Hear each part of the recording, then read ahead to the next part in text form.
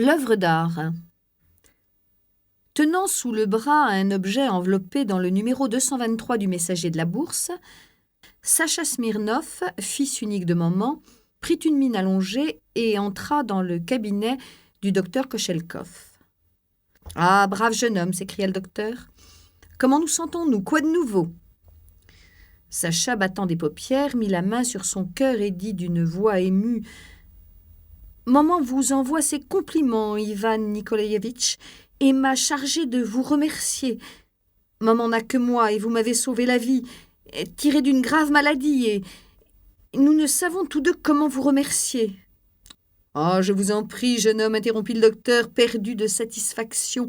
Je n'ai fait que ce que tout autre eût fait à ma place. Je suis le seul enfant de ma mère. Nous sommes pauvres et ne pouvons certainement vous revaloir vos soins, et nous en sommes très confus, docteur, bien que d'ailleurs, maman et moi, son seul fils, nous vous prions instamment d'accepter en signe de notre gratitude cette toute petite chose qui... C'est un objet très précieux, en bronze ancien, une œuvre rare, une œuvre d'art. » « Il ne fallait pas, » dit le docteur, fronçant les sourcils. « Voyons, pourquoi ça ?»« Non, je vous en prie, ne refusez pas, » continua à marmonner Sacha en dépliant le paquet. « Vous nous feriez de la peine à maman et à moi. C'est une très belle chose, en bronze ancien. Elle nous vient de papa et nous la gardions comme un cher souvenir. Papa achetait des bronzes anciens et les revendait aux amateurs. Maman et moi, nous ne nous occupons plus de cela. » Sacha déplia l'objet et le posa solennellement sur la table. C'était un petit candélabre de vieux bronze d'un travail artistique. Il représentait un groupe de 2 figures féminines en costume d'Ève et dans des poses pour la description desquelles je n'ai ni la hardiesse ni le tempérament convenable. Les figurines souriaient coquettement, et il semble que si elles n'eussent pas été retenues par l'obligation de soutenir le bougeoir, elles eussent immédiatement quitté leur piédestal et dansé un tel cancan qu'il est même inconvenant au lecteur d'y penser. Le docteur, ayant regardé le cadeau, se gratta lentement l'oreille, s'ébroua et se moucha irrésolument. « Oui, marmonna-t-il, c'est une chose réellement magnifique, mais comment dire, elle est par trop osée. Ce n'est pas du décolleté, c'est le diable sait quoi. Mais pourquoi donc ? Ni Soukourovski ni le serpent lui-même n'auraient pu inventer quelque chose de plus indécent. Si l'on mettait cette petite fantasmagorie sur la table, cela souillerait tout l'appartement. »« Quelle drôle de façon vous avez de comprendre l'art, docteur, » dit Sacha piqué. « C'est un objet d'art. Regardez, que de beauté, d'élégance. On en a l'âme remplie de piété, et des larmes vous montent à la gorge.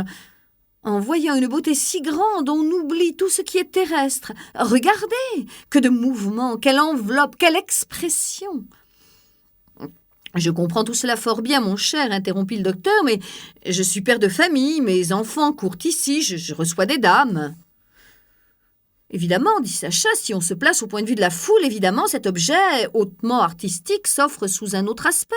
Mais docteur, vous êtes au-dessus de cela, d'autant que votre refus nous ferait une peine profonde à maman et à moi. Je suis le seul fils de maman, vous m'avez sauvé la vie.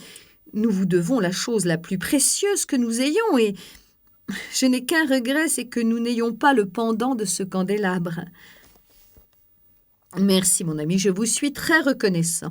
Saluez votre maman, mais ma parole, jugez-en vous-même. Mes enfants courent ici, il vient des dames. Du reste, au fait, laissez-le-moi, puisqu'il est impossible de vous convaincre. »« Il n'y a à me convaincre de rien, dit joyeusement Sacha. Placez ce candélabre ici, à côté de ce vase.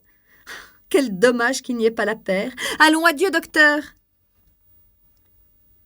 Après le départ de Sacha, le docteur considéra longtemps le candélabre, se gratta l'oreille et réfléchit. L'objet est magnifique, pensa-t-il, il n'y a pas à dire, et il est dommage d'y renoncer, mais il est impossible de le garder ici. En voilà un problème. À qui pourrais-je l'offrir? Après avoir longtemps réfléchi, il se souvint de son bon ami, l'avocat Ouchkov, qui avait plaidé pour lui. « Parfait, décida-t-il. Il est malaisé à Ouchkov de me prendre de l'argent, mais il sera très convenable de lui offrir un objet. Je vais lui porter cette diablerie. Du reste, il est célibataire et d'esprit léger. » Sans délai, le docteur s'habilla, prit le candélabre et se rendit chez l'avocat. « Bonjour, ami, dit-il, ayant trouvé Ouchkov chez lui. Je viens te remercier de tes peines. Tu ne veux pas me prendre de l'argent, alors accepte cette petite chose. Voici, vieux frère, une petite chose magnifique. » L'avocat, voyant l'objet, entra dans un ravissement indescriptible. « En voilà une pièce, fit-il en éclatant de rire. Que le diable les emporte tout à fait, ces diables-là, d'aller imaginer des choses pareilles. C'est merveilleux, ravissant. Où as-tu trouvé cette merveille ?» Ayant déversé son enthousiasme, l'avocat jeta un regard craintif du côté de la porte et dit « Seulement, vieux frère, remporte ton cadeau, je ne l'accepte pas. »« Pourquoi ?» dit le docteur effrayé. « Parce que il vient ici ma mère, mes clients, et puis c'est gênant devant les domestiques. »« Bah, tu ne vas pas avoir la hardiesse de me refuser. » Et le docteur agita les mains. « Ce serait une offense de ta part, c'est un objet d'art. » Que de mouvements, d'expressions. Je ne veux rien entendre. Tu me froisserais. Si du moins c'était là un peu flou, s'il y avait des feuilles de vigne. Mais le docteur, agitant encore les mains, s'enfuit de chez Ouchkov et, content d'avoir réussi à se défaire du présent, retourna chez lui. L'avocat, après son départ, examina le candélabre, le tâta de toutes parts. Nous espérons que vous avez apprécié cet aperçu. Pour continuer à écouter ce livre audio sur Google Play Livres, utilisez le lien dans la description de la vidéo.